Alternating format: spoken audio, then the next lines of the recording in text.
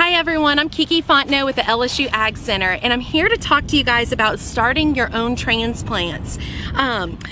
Right now it's April, it's the warm season, it's a great time to be planting seeds of your cucumbers, right? Cucumbers, watermelon, cantaloupe, gourds, zucchinis, all of those things are great for this time of year. Warm season crops is what we want to focus on.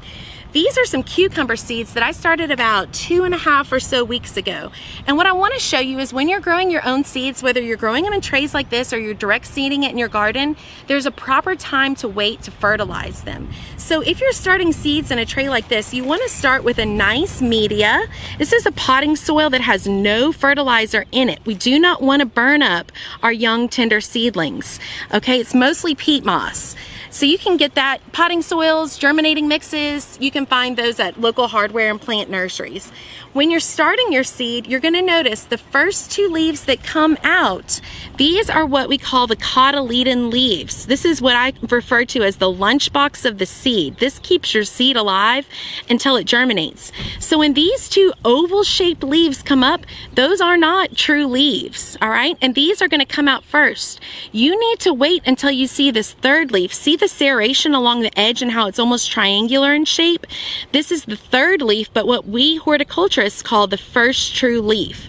Until this first true leaf unfolds, more like you're seeing right here on this plant, you don't need to put out any fertilizer until it looks like this, okay? So this is what you're watching for. As soon as you see this first true leaf or the serrated leaf, now I can go ahead once a week and start applying a liquid fertilizer. Y'all know this because it's the stuff that looks blue mostly in the nurseries, and you probably have some out in your shed. Generally, they're about 15% nitrogen, and it's 1 tablespoon per gallon of water. And I would just take it and put it in a watering can and drench this tray once a week, okay?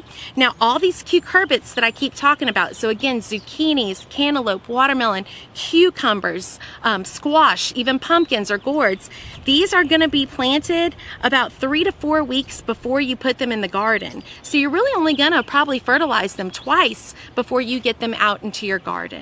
For the LSU AgCenter, I'm KiKi Fontentot.